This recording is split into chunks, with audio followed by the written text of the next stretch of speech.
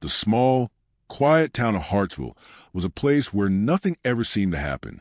Tucked between rolling hills and overgrown forests, it had the kind of charm that made you feel as though time itself had taken a slow, deliberate breath. People here were familiar with each other's faces, their routines, and a quiet hum of daily life that seemed unbroken. But on an ordinary afternoon in 1933, the town would never be the same again. It started with the disappearance of Margaret Lacey, a woman who had just started her new life, a teacher. Married only a month before, Margaret had been a symbol of joy to her family and her students.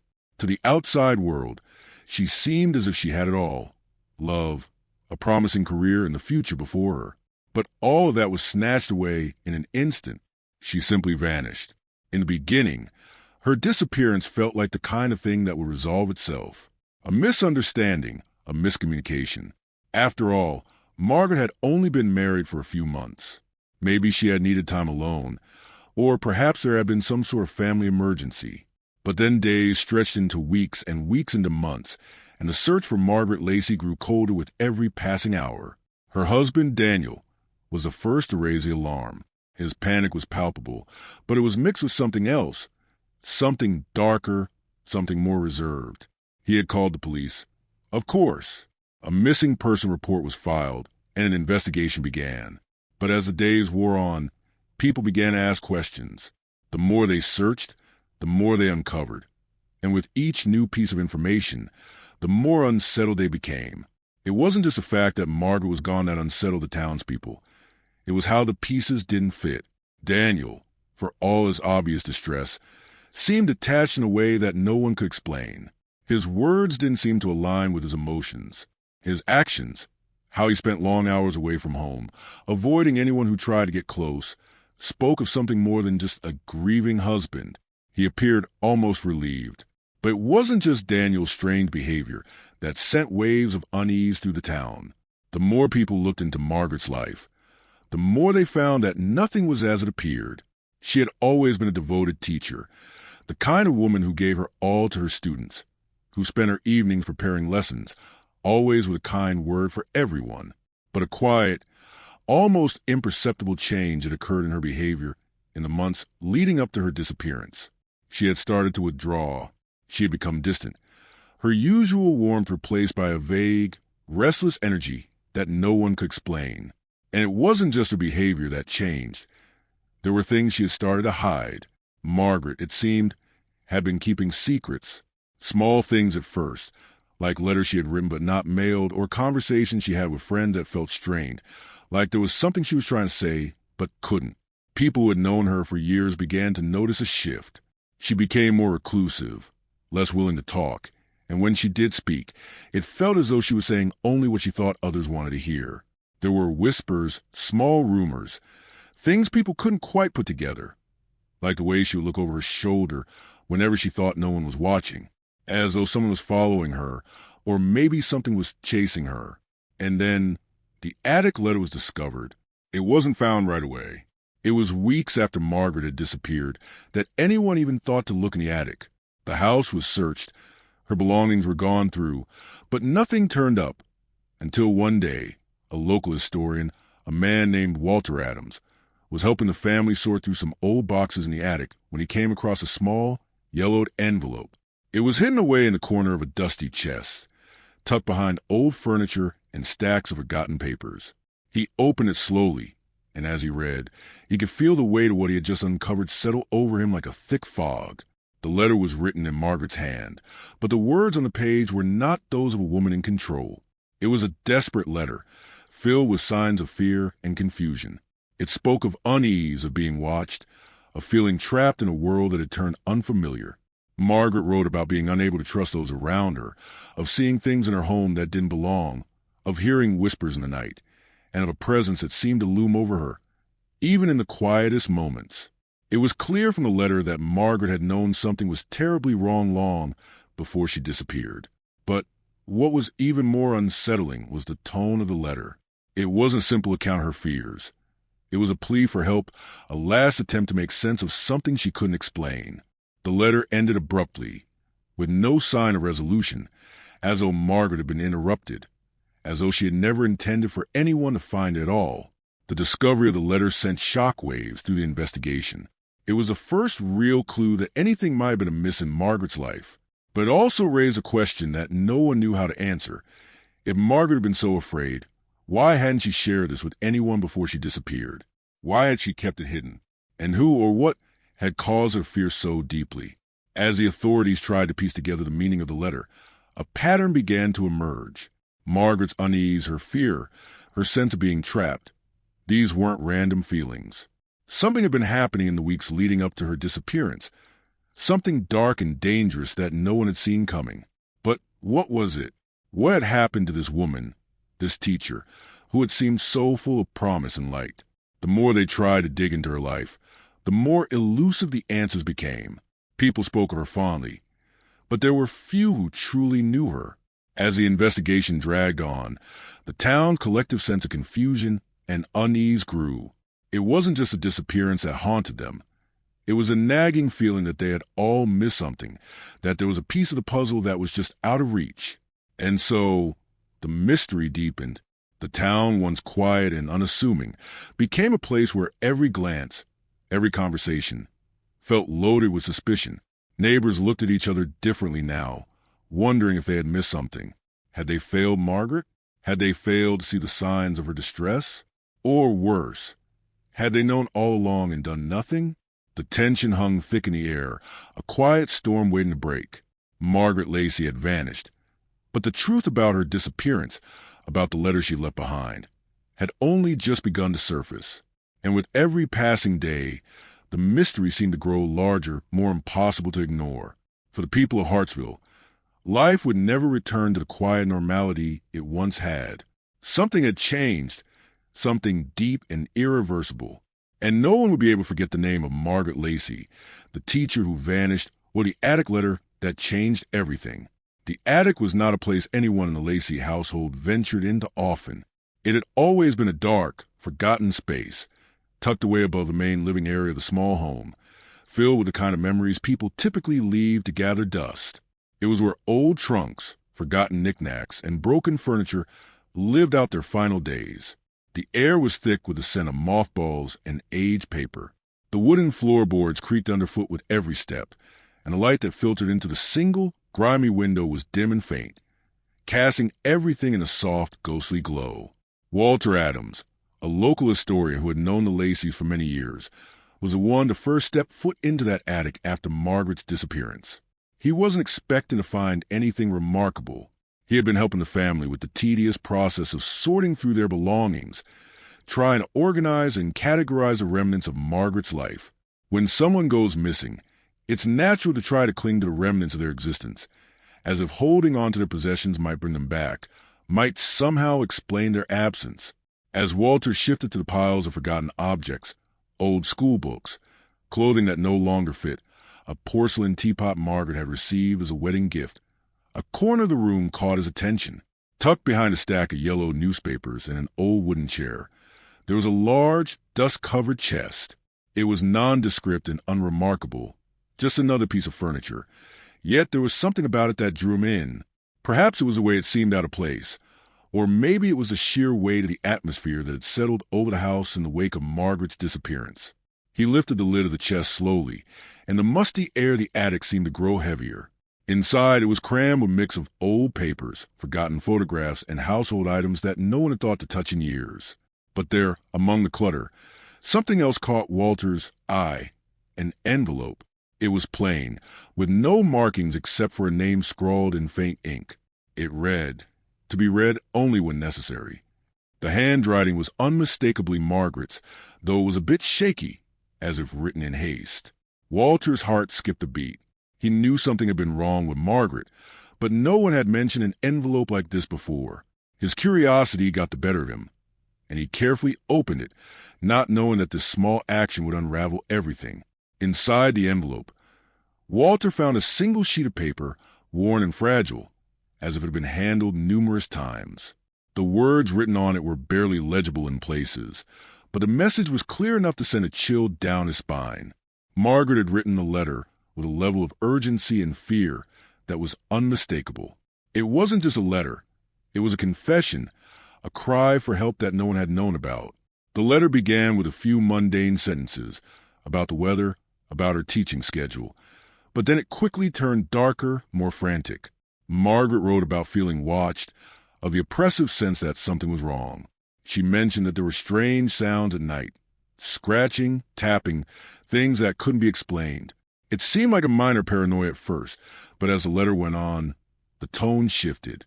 Margaret wrote that she had started to notice things out of place in her home. Small things at first, like a book on the shelf that wasn't where it had been before, or a cup that had been moved from the kitchen counter. She brushed these off at first, thinking it was just the stress of her new marriage or the pressure of her work. But soon, the strange occurrences grew more frequent and harder to ignore. There were moments in the letter that were so raw and vulnerable that Walter had to pause for a moment before continuing. Margaret wrote about how she began to question her own sanity. She wondered if she was imagining things, if the stress of everything, the wedding, the new job, the expectations, was finally catching up with her. She even mentioned the possibility of seeking help, but she hesitated. There was an unsettling passage where Margaret expressed fear that if she spoke to someone, if she admitted what was happening, it would only make things worse. She feared being dismissed as hysterical or worse, being branded as mad. She didn't want to be a burden. But the last few paragraphs of the letter were what truly sent a shiver through Walter's bones. Margaret wrote that she had seen someone or something in her house. She hadn't recognized the figure, but it was clear to her that someone had been inside when she wasn't looking. She described the figure as tall, but always just out of reach, always appearing in the corners of her vision. There were no clear details about who the person was or what they wanted, only that she felt the presence constantly, like a dark shadow that followed her everywhere she went. She had begun to lock the doors at night, but even then, she could never shake the feeling that someone was still watching, waiting. Her words were full of fear, but also of resignation, as though she knew something was inevitable, something was coming that she couldn't stop. She ended the letter with a single cryptic line. "I'm afraid I can't stay here anymore. If you're reading this, I don't think I'll be coming back." Walter's heart raced as he finished reading. There was something profoundly unsettling about the tone of the letter. Margaret had known something was wrong, something she couldn't explain, and she was terrified. But she had never mentioned who or what was causing her fear. It was as though she was caught in a nightmare, but the details were always just beyond her grasp. What had happened to her? Had she run away? Or had something more sinister occurred? The letter raised even more questions than it answered. The first was why Margaret had written it at all. If she was so afraid, why had she kept it hidden away? Why not tell someone what was happening to her? Why not reach out for help? The fact that she had chosen to write it down in the first place indicated a level of desperation, but also suggested that she might have known something was coming, something that would make her unable to speak out. And then there was the issue of the letter's timing. It had been written just weeks before Margaret's disappearance. Had she been trying to warn someone, or had she simply been trying to process the overwhelming fear she felt? The letter was a glimpse into a life no one knew about, a life that was slowly unraveling in ways no one could understand. As Walter stood there in the attic, holding the letter in his hands, he felt an overwhelming sense of dread. This was no ordinary letter. It wasn't just a confession or a note of fear. It was a clue, a fragment of the mystery that had become Margaret's life. But it was also a symbol of something deeper, a symbol of how a woman could be consumed by fear and isolation, even in a seemingly perfect world. Margaret's world, one so full of promise and light, had become a prison, and now the letter seemed to echo that prison. The more Walter thought about it, the more he realized that the letter wasn't just a warning. It was a key to understanding what had happened to Margaret and why she had vanished without a trace. But the letter only deepened the mystery, leaving Walter with more questions than answers. He carefully placed the letter back into the envelope, as though handling it too roughly might erase its significance. His mind raced with the possibilities of what could have happened. He wasn't sure what he was supposed to do next. He wasn't an investigator. He was just a historian. But the discovery of this letter had irrevocably changed everything. Margaret's disappearance was no longer a simple case of a missing person. It had become something much more complex, something that no one had prepared for. With the letter in hand, Walter made his way downstairs. feeling the weight of the secret he now carried. He knew one thing for certain. Whatever had happened to Margaret Lacey, it was far more than anyone could have imagined, and the truth, it seemed, was buried deep within the walls of that house, waiting to be uncovered. The letter in the attic had raised more questions than it answered, and the town of Hartsville, already uneasy after Margaret's disappearance, now found itself at the edge of a mystery that no one seemed prepared to solve. But it was the words on that fragile piece of paper, written with such desperation, that would soon lead the investigation in a direction no one could have predicted. As the letter was shared with investigators, the significance of its content began to seep into the community, setting off a chain of events that would haunt them all for years to come. The first thing that struck everyone about the letter was its rawness, its honesty. Margaret had written it with a kind of urgency that suggested she knew something was coming, something irreversible.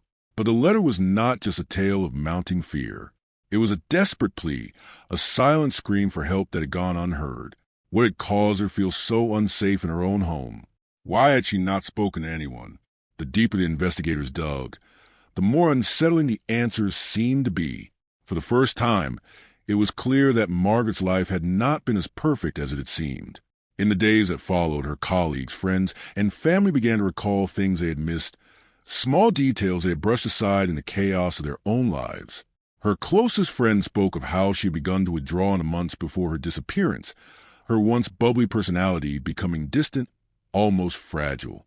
There were instances where Margaret had seemed anxious or distracted, but no one had ever thought much of it.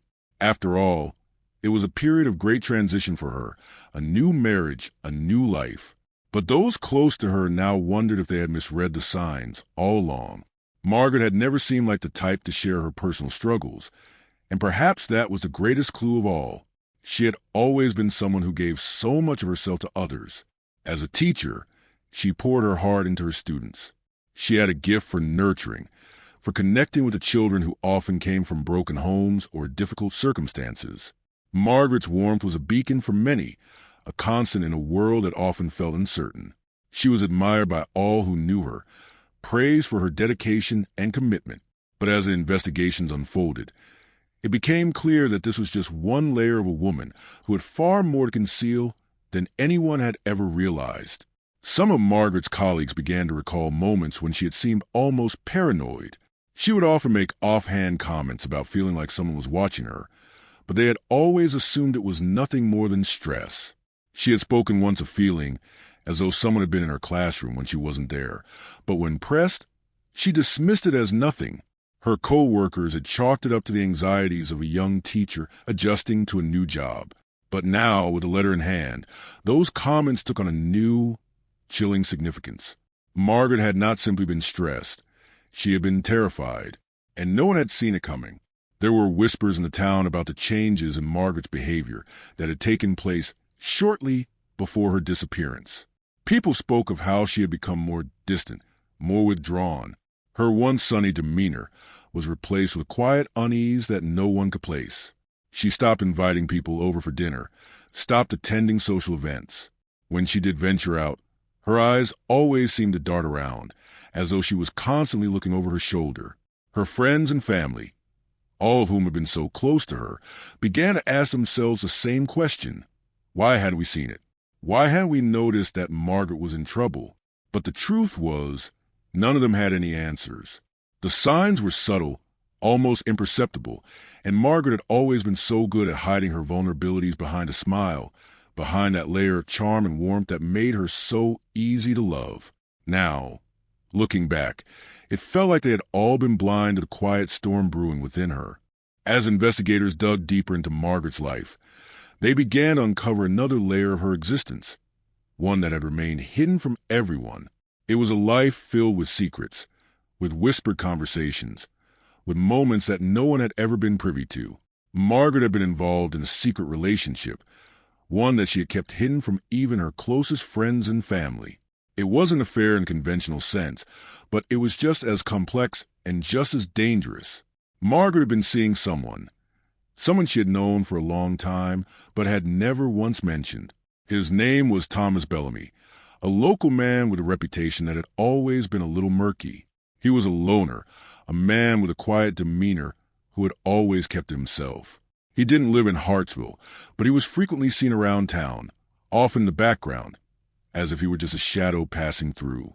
His interactions with Margaret had been minimal at first, but over time, they had grown deeper, more intense. What started as a simple friendship had quickly turned into something more. Margaret, it seemed, had confided in Thomas in a way she had never confided in anyone else. They spoke in whispers, their conversations filled with hidden meanings and unsaid words. It was clear that Margaret had trusted him, and yet no one in her life had ever known about him. No one except for the two of them. But what had started as an innocent connection had quickly spiraled into something far more dangerous. Margaret had become drawn to Thomas in a way that felt almost obsessive, a way that made those around her uneasy. She would talk about him in a distant, almost dispassionate way, as if she were trying to convince herself of something.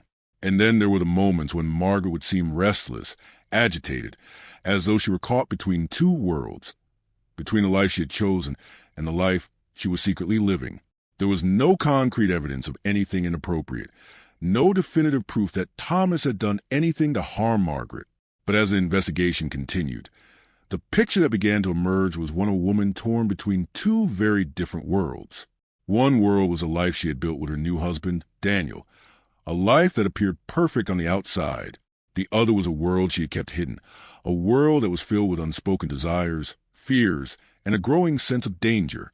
It was clear that Margaret had been keeping secrets, but the deeper the investigators dug, the more complicated it all became.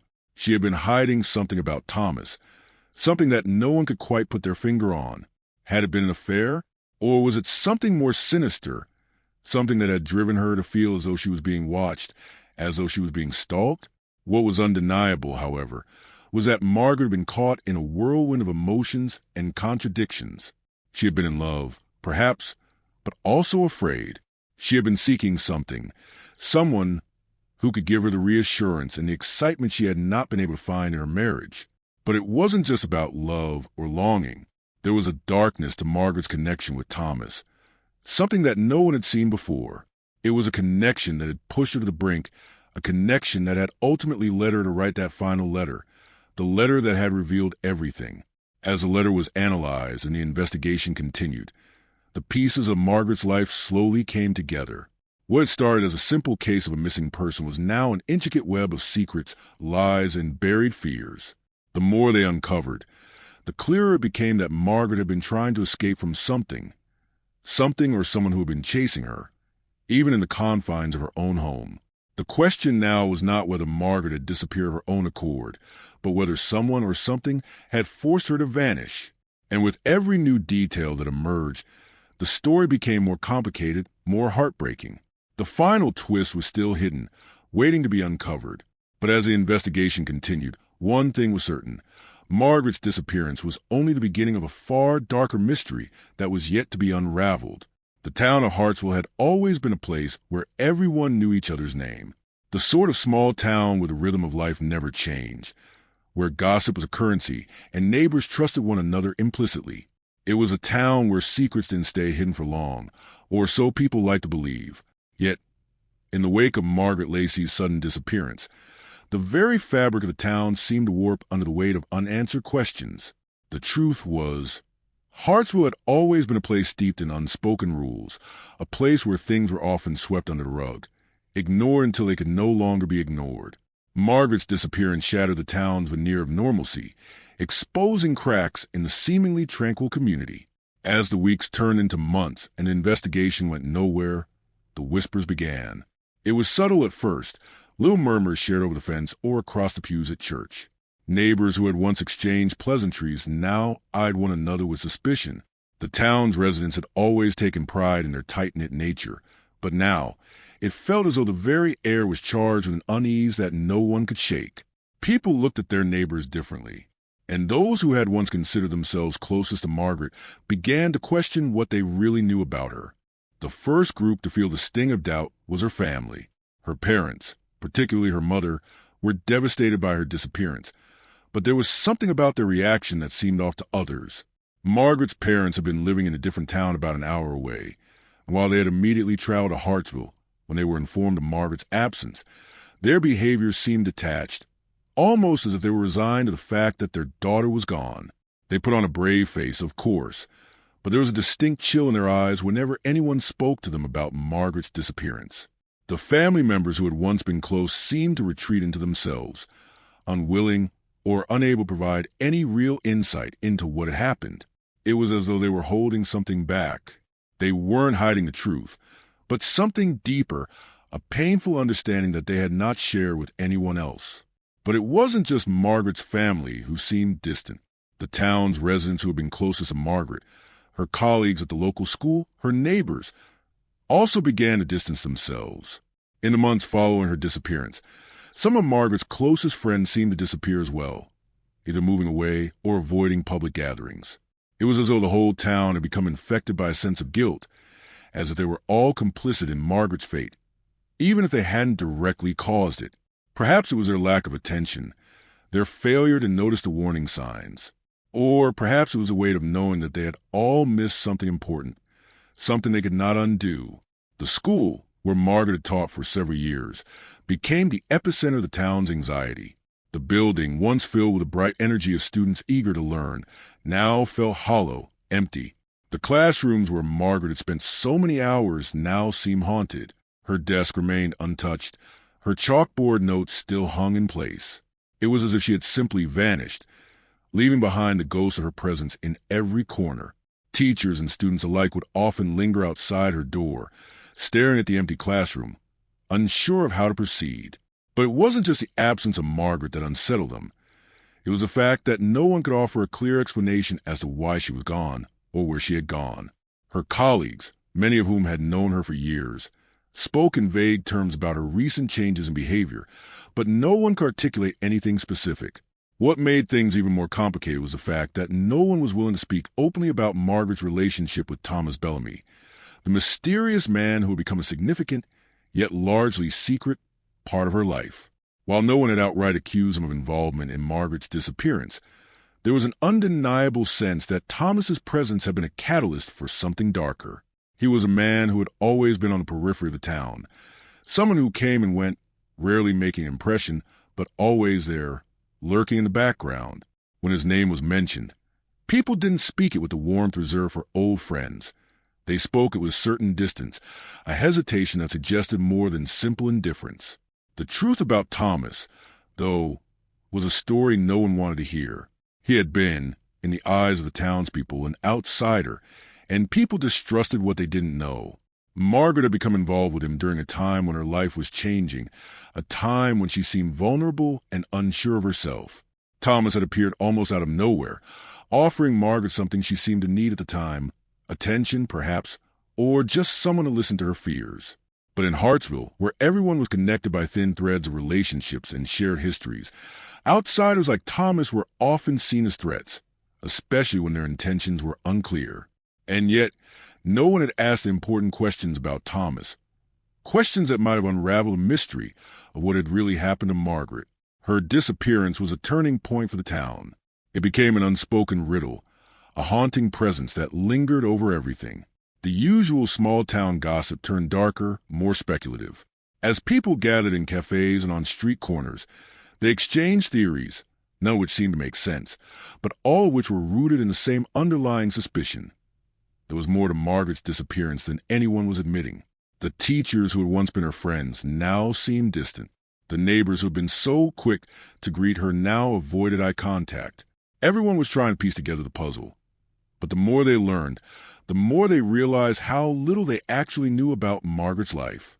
The church, which had always been a central gathering point for the community, became another focal point of the town's anxiety.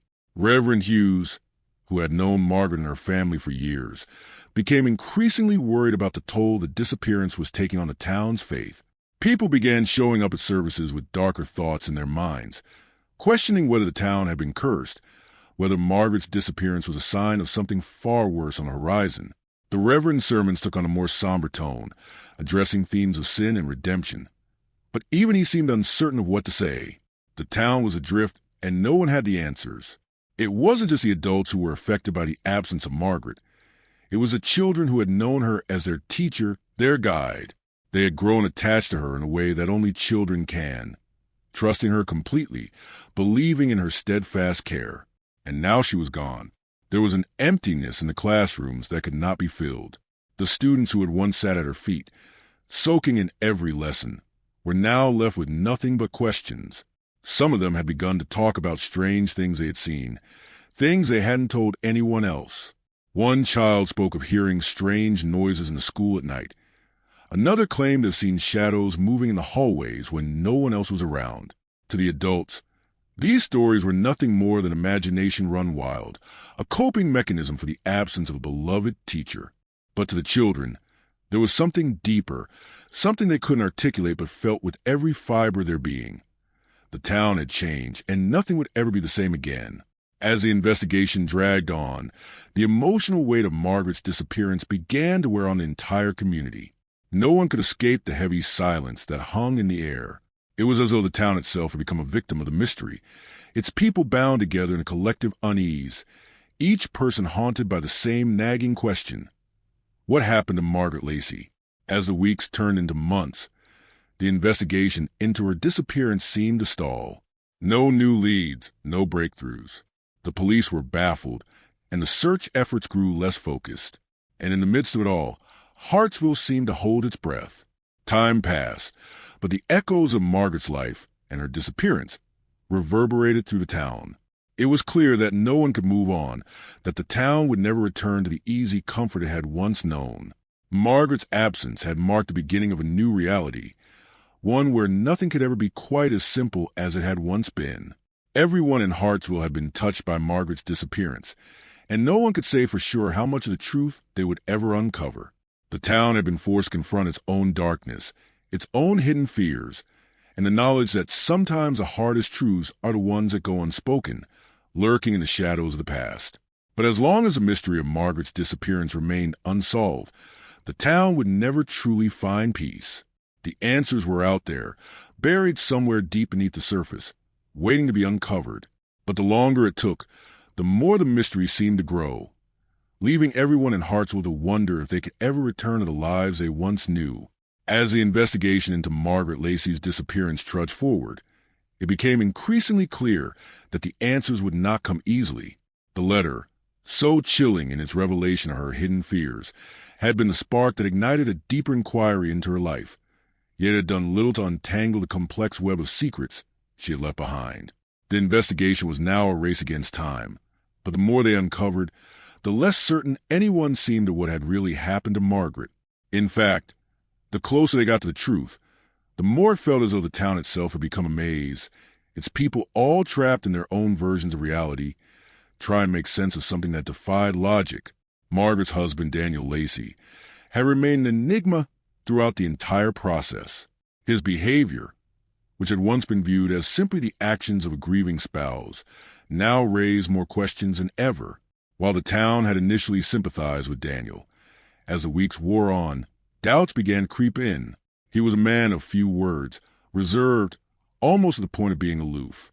He had thrown himself into the search for Margaret in the beginning, joining the volunteers who combed the forest, the riverbanks, and the streets. But as time passed and the likelihood of her return grew slimmer, Daniel had retreated. He no longer attended community meetings, nor did he speak to anyone outside of the investigators. His isolation was unsettling. It wasn't that Daniel was grieving. There was no obvious pain in his eyes, no weariness in his voice. Instead, he seemed almost detached from everything, as though he were observing the situation from a distance, as if he were already emotionally disconnected from the wife he had once loved. There were whispers that Daniel knew more than he was letting on. People began to speculate, wondering if the disappearance was somehow linked to his own actions. No one could quite explain why, but it seemed as if the longer the investigation dragged on, the more people looked at Daniel as the only possible person who could hold the answers. And yet, when investigators spoke to him, there was no smoking gun, no glaring inconsistencies in his statements. He maintained that he had no idea where his wife had gone, that he had been just as blindsided by her disappearance as anyone else. But there was something about his demeanor, a calmness, that was hard to shake. It wasn't the frantic energy of a man who had lost everything. It was a detached air of someone who had already come to terms with a loss that he seemed to have anticipated long before it happened. As the weeks turned into months, the town's focus shifted from Margaret's disappearance to Daniel himself. Everyone began to ask the same question. Was he hiding something? It wasn't as though Daniel had ever been a stranger to the townspeople. He had lived in Hartsville for most of his life, working as a mechanic in the local garage. He had always been a quiet, humble man, someone who blended into the background of town life. But that was the problem.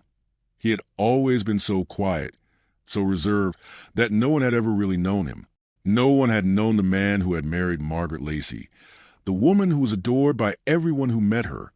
As the days passed, more and more people began to wonder if there was something darker lurking behind Daniel's calm exterior, something hidden in the recesses of his life that had led to his wife's disappearance. The investigation soon turned its focus to their marriage. While Daniel had been somewhat of an enigma, those who had known Margaret had spoken of her marriage as being one of intense affection.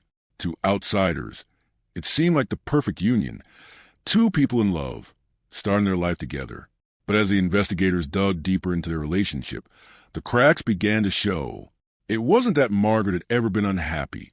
It wasn't the kind of marriage that involved open conflict or discord. Instead, it was marked by subtle signs of unease, things that had gone unnoticed by those closest to them. Margaret, once so vibrant and full of life, had started to withdraw in the months leading up to her disappearance. There were moments when her friends had tried to reach out to her, but she had become distant, always changing the subject when certain topics were brought up. Some speculated that it had something to do with Daniel, but no one could be sure. The most troubling thing, however, was that no one could remember the last time they had seen the couple together. They had never been an overtly affectionate pair, but it was strange that there was a distinct lack of any recent interactions. People had started to notice that Daniel had not been attending social events, and Margaret had stopped inviting anyone over. The once thriving social life they had shared with friends seemed to dwindle to nothing, and there was an unsettling silence around their home. Those who had known the couple well began to recall that something had shifted in the months leading up to Margaret's disappearance. There had been little arguments, moments of tension, a growing sense that things were not as they seemed. The next breakthrough in the investigation came when detectives found an old letter hidden away in the attic, one that was not the famous letter Margaret had written to her family. This one was addressed to Daniel. The contents of the letter were, at first, innocuous, a simple note expressing love and reassurance, but as the words unfolded, it became apparent that Margaret had been struggling with something far darker in her marriage. In the letter, she spoke of feeling isolated, of feeling as though something was suffocating her. She mentioned the possibility of seeing a counselor, but it seemed clear that the marriage was on the verge of unraveling. Margaret had written about a shift in the way she and Daniel communicated, a sense that they had lost the connection they once had. She confessed that she no longer felt like she knew her husband, and that despite the outward appearance of their life together, something inside her was broken.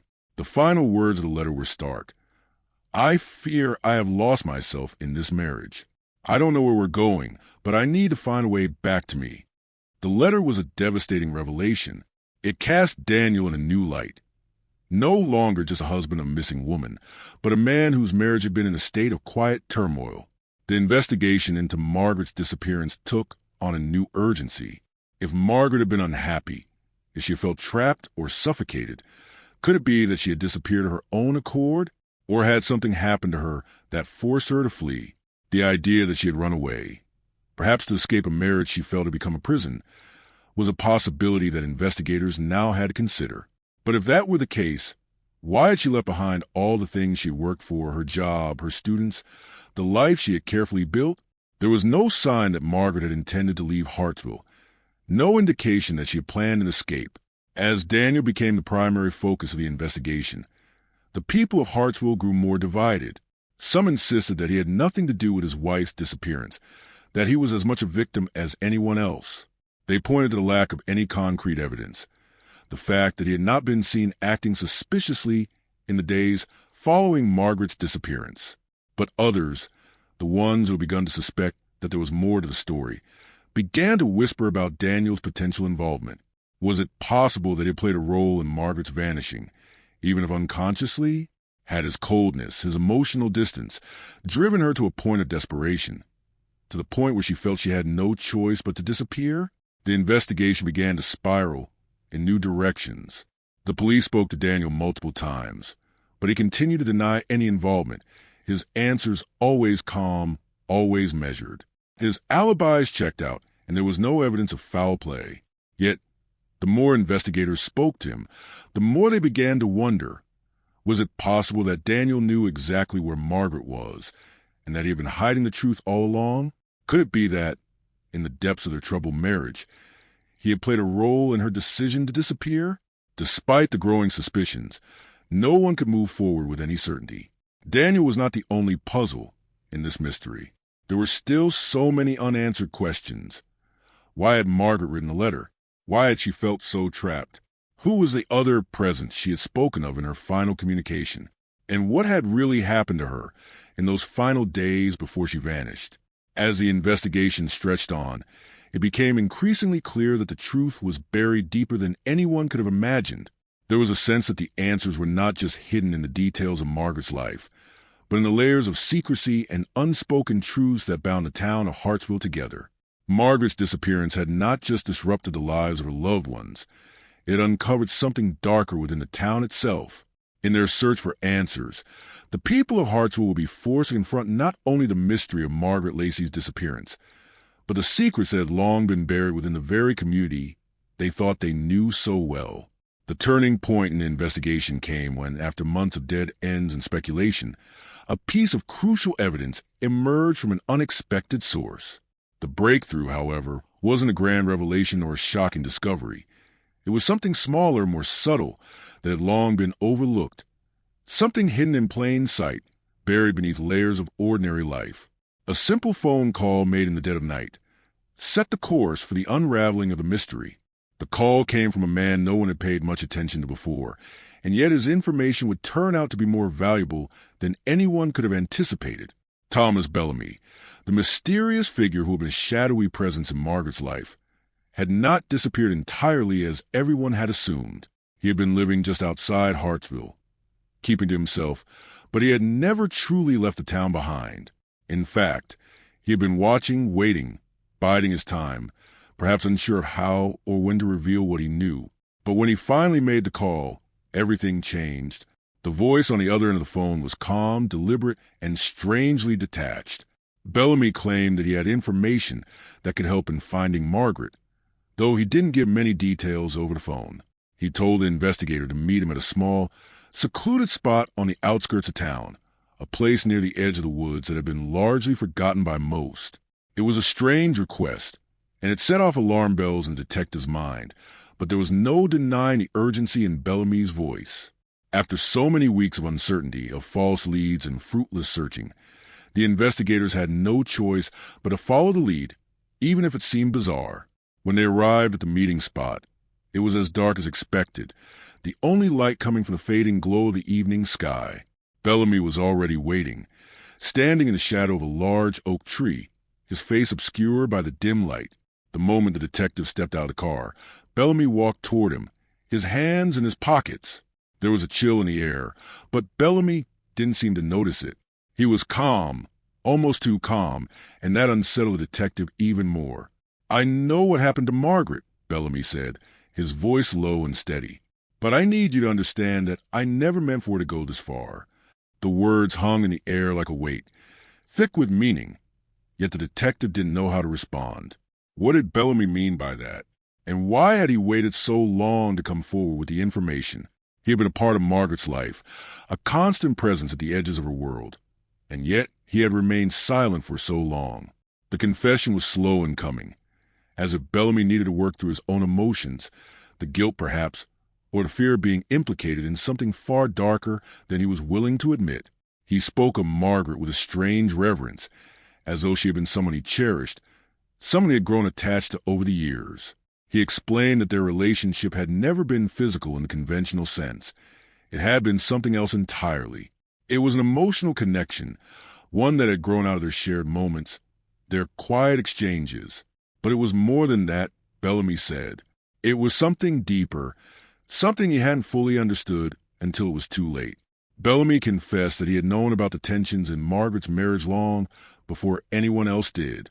He had seen how unhappy she had become, how distant she had grown, and he had been the one to listen when she needed someone to talk to. He had known, long before Margaret's disappearance, that something was wrong, but he had never imagined it would reach this point. He had been watching her, keeping tabs on her from a distance, until one day, Margaret had disappeared, seemingly without a trace. He had known then that something terrible had happened, but he had not been able to bring himself to come forward. It was only when he realized that the town was spiraling into chaos, that the truth about Margaret's life was becoming more distorted with each passing day, that he felt compelled to speak. It was here that the truth began to come into sharper focus. Bellamy explained that the night Margaret had disappeared, she had come to him, asking for help. She had been afraid, fearful of something she couldn't explain, but also determined to leave. According to Bellamy, Margaret had been on the verge of running away, of leaving Hartsville behind for good. She had no specific plan, no place to go, but she was desperate to get away from the suffocating life she felt trapped in. Margaret had spoken of her fears about Daniel, of the coldness in their marriage, and of her growing anxiety that someone or something was watching her every move. But what troubled Bellamy the most was what Margaret had said just before she left that night. "I'm afraid I can't stay here anymore. It's not just Daniel. It's something else, something darker. I can't stay, and I don't think I'll come back." That was the last time Bellamy had seen Margaret. She had left his presence and disappeared into the night, just as she had done many times before when she needed space or time to think. But this time, there was no return. No phone calls, no messages, just silence. Bellamy admitted that he had been terrified when he realized that Margaret hadn't come back, and that fear had driven him to keep quiet, to stay hidden in the shadows. He had been afraid that if he spoke, if he revealed what he knew, he would be implicated in her disappearance, even though he had no idea where she had gone. But as the investigation into Margaret's case continued, Bellamy could no longer stand by and watch as the town was torn apart by lies and speculation. He needed to tell the truth. The investigator, stunned by the gravity of Bellamy's confession, pressed him further. Was Margaret's disappearance tied to anything more sinister? Had there been anyone else involved? Or was it simply a case of a woman trying to escape from her life? Bellamy hesitated, his expression unreadable. But then, almost as if a weight had been lifted, he spoke again. "I don't know who else was involved, but I do know this," Bellamy said, his voice lowering to a near whisper. There was someone else watching her. Someone who was always there, lurking in the background, and I think Margaret knew it. That's what made her so afraid. She felt like someone was always one step ahead of her, always watching her. And I think she was right. Bellamy's words struck the investigator like a lightning bolt. The mystery had always been about Margaret's fears, about the strange presence she had mentioned in her letters and her conversations. Now, it seemed that her fears had not been imaginary.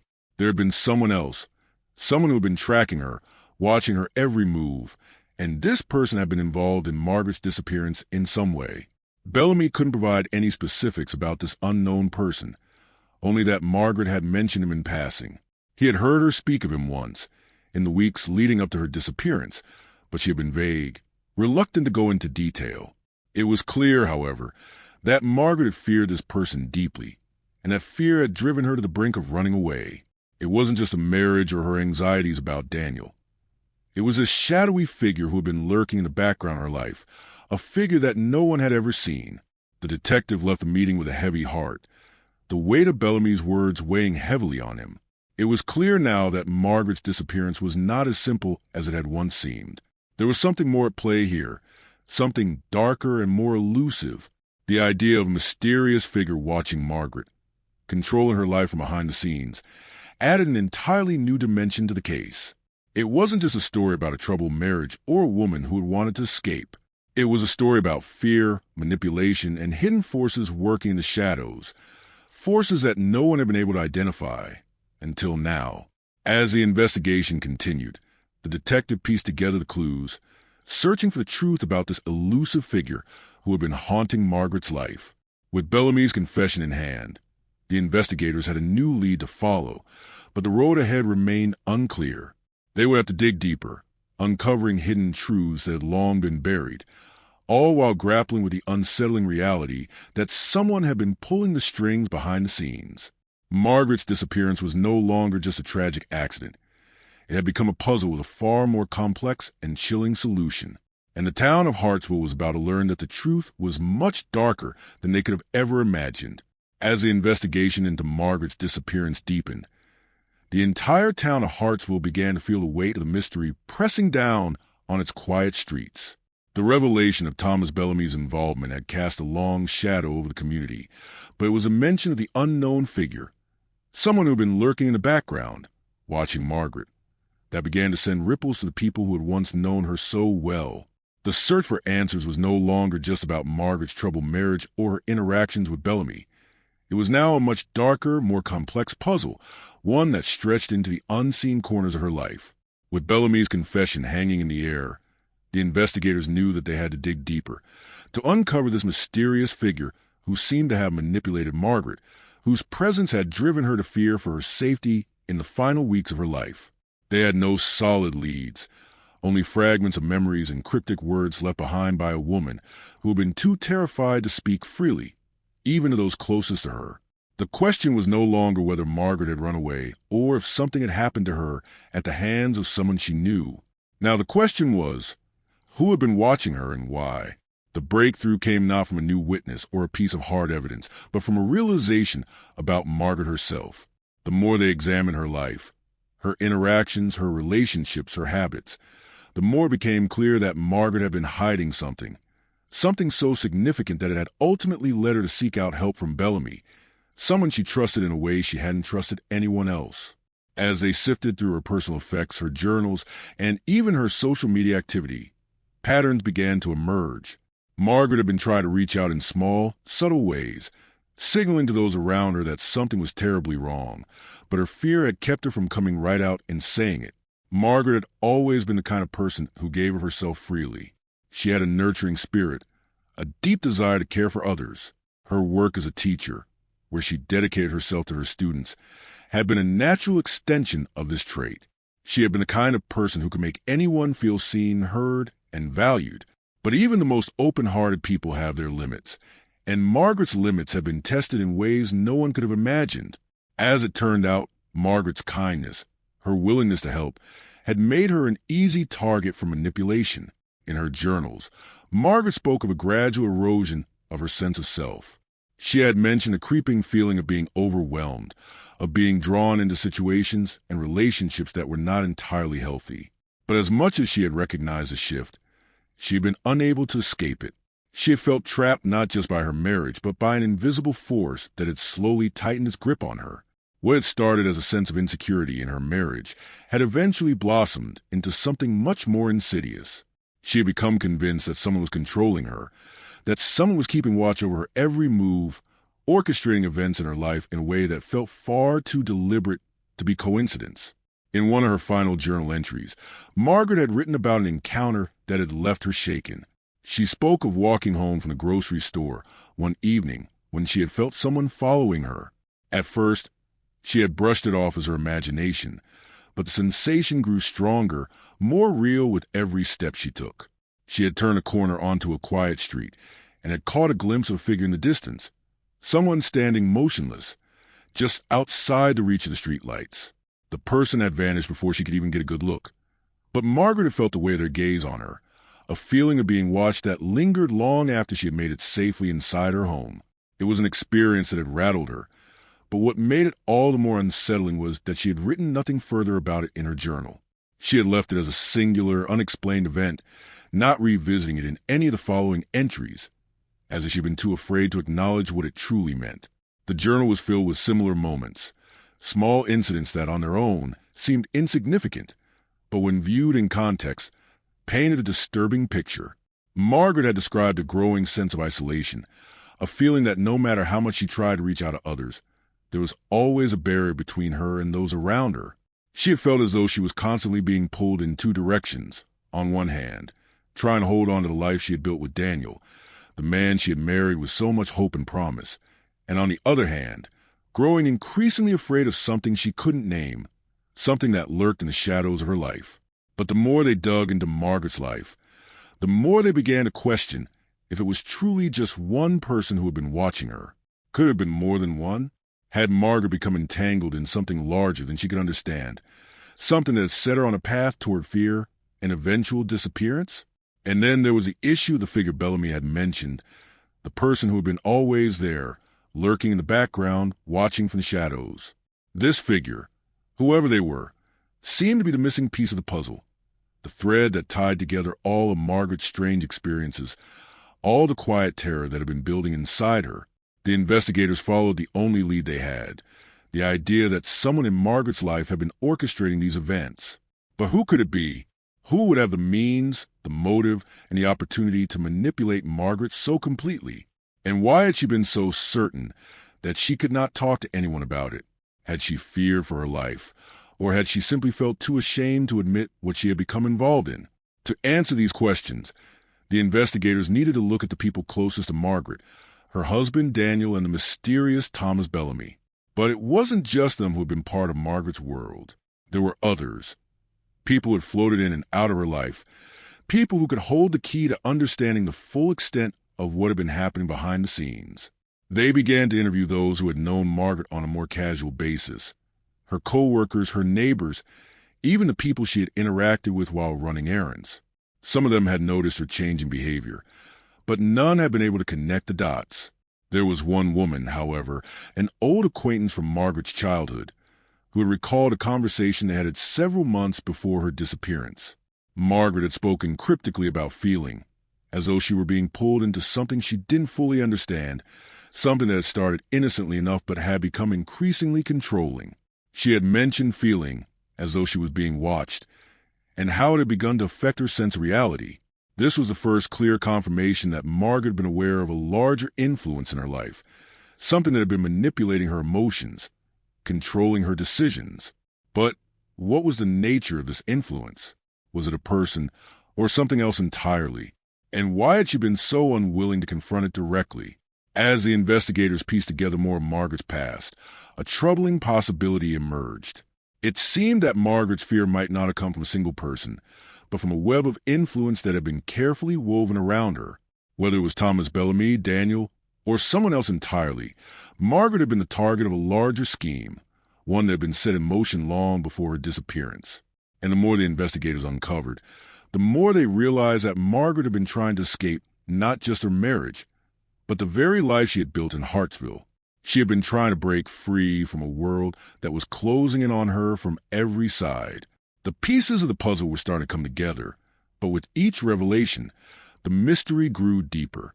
What had started as a story about a missing woman had transformed into something far more complex and unsettling. The investigation was no longer just about Margaret. It was about the entire town, its people, its secrets, and the quiet forces that shaped the lives of everyone in Hartsville. And as they came closer to truth, the investigators realized that the answer to Margaret's disappearance lay not in one person's actions, but in the hidden currents of fear and control that had flowed beneath the surface of the town for years. The truth was darker and more terrifying than anyone had ever imagined, and was only just beginning to be uncovered. As the investigation into Margaret's disappearance continued to unfold, the investigators began to realize that they were not just uncovering the story of one woman's life, but the complex, dark network of relationships, secrets, and manipulations that had shaped her world. The more they learned about Margaret, the more they began to understand that her life had been far from the simple, idyllic existence that people had assumed. Behind her smiles, behind the facade of a dedicated teacher and a loving wife, there had been an intricate web of fear, isolation, and control, one that had been woven together by forces both known and unknown. The deeper they dug, the more it became apparent that Margaret had not simply disappeared. Her vanishing was part of a much larger, more disturbing pattern, a pattern that stretched through the lives of several key people in Hartsville. At first, the investigators had thought of her disappearance as an isolated incident, a tragic event caused by personal issues or a moment of impulsive escape. But the truth, as it often does, turned out to be much more complicated than anyone had imagined. It wasn't just Margaret who had been manipulated and controlled. It was everyone in her life who had played a role in this tangled mess of secrets. The revelation about Thomas Bellamy had shaken the town, but it was far from the only revelation. Bellamy's role in Margaret's life was just one piece of the puzzle, and while his presence had been significant, it had been clear that he was not the only one who had been exerting influence over her. The more the investigators spoke to people who had known Margaret, the more they began to see the echoes of manipulation in nearly every aspect of her life. Margaret had been a woman trapped in a web she hadn't known how to escape from, and the closer the investigators got understanding what had really happened, the more it seemed that Margaret's life had been shaped by others in ways that were more insidious than anyone had imagined. Daniel Lacey, Margaret's husband, remained at the center of it all. The investigators had initially thought of Daniel as a grieving spouse, someone who had lost his wife to the mysterious forces at work in the town. But the more they looked into his past, the more it became clear that Daniel had not been as innocent as he had appeared. His calm demeanor, his aloofness, had always raised suspicions. But it wasn't until they began to explore his past with Margaret that they realized the depth of his involvement in her struggles. Daniel had not been an abusive husband in the conventional sense. He had not raised his hand to Margaret or shown outward signs of violence, but he had been controlling in other, more subtle ways. He had never given her the freedom she needed, the space to grow and flourish on her own. He had, in fact, stifled her sense of independence, subtly guiding her to become the person he wanted her to be rather than allowing her to be herself. His emotional distance, his inability to connect with her on a deeper level, had created an environment in which Margaret felt isolated, alone. It wasn't that she hadn't tried to make their marriage work. She had. But the more she tried to fix things, the more she realized that there was something inherently wrong with the dynamic between them, something that she couldn't change on her own. She had been trapped in a marriage that was suffocating her, one that had left her questioning her own worth and identity. As the investigation dug further into Daniel's history with Margaret, the investigators discovered a series of unsettling truths about their relationship. Margaret had kept journals, as they had found earlier, but in addition to those, she had kept a collection of letters that she had written to herself, letters that were never meant to be seen by anyone else. These letters offered an intimate glimpse into Margaret's innermost thoughts, and they painted a picture of a woman struggling with her own sense of self. She had written about her growing frustration with Daniel, about how she felt as though she was always walking on eggshells around him, never quite able to say what she truly felt. Margaret had been trying to hold everything together, but she had been falling apart in the process. What disturbed the investigators even more was the discovery of a letter Margaret had written just weeks before her disappearance. In it, she spoke about a feeling of impending doom, a sense that something was about to happen, something that she couldn't control. She wrote that she felt as though she was being pushed to the edge, caught between her responsibilities and her own desires. She spoke about wanting to escape, but at the same time, she expressed a deep sense of guilt for even thinking about leaving Daniel. She had been torn between the life she had built with him and the life she longed for, a life where she could be free from the suffocating weight of expectations and obligations. It was clear from the letter that Margaret had been in a state of emotional turmoil, and that she had been grappling with her own fears and doubts. The letter, however, contained a disturbing new detail. Margaret had mentioned a specific person in her life who she believed had been complicit in her struggles. This person, someone she had known for years, had been a constant presence in her life, always lurking in the background, manipulating events in subtle ways. Margaret had never named this person directly, but she had alluded to their presence in her life, hinting that they had played a role in her feeling of being watched and controlled. This new lead was the missing piece of the puzzle, and the investigators now had to figure out who this person was, and what their role in Margaret's life had been. The investigation soon took a turn as they traced this mysterious figure back to a familiar name, someone who had been closely connected to Daniel Lacey. The figure in question was none other than Daniel's old business partner, Richard Marks, a man who had been a quiet but ever-present part of their lives for years. Richard had always been seen as a benign figure, someone who stayed in the background, never seeking the limelight. But as the investigators dug deeper into his connection with Daniel and Margaret, they began to realize that Richard had been a more significant influence than anyone had suspected. Richard Marks had been a quiet manipulator, someone who had worked behind the scenes, subtly steering Daniel and Margaret's lives in directions they hadn't fully understood. The investigators uncovered evidence that Richard had been in frequent contact with Daniel during the months leading up to Margaret's disappearance. His involvement had been more than just professional. It had been personal. He had been a confidant to Daniel, someone who had been privy to the private struggles of their marriage. And it seemed that Richard played a larger role in influencing Margaret's fears, feeding into her sense of paranoia, subtly pushing her to believe that she was being watched by forces beyond her control. Margaret had been right all along. There had been someone pulling the strings, and that person had been Richard Marks.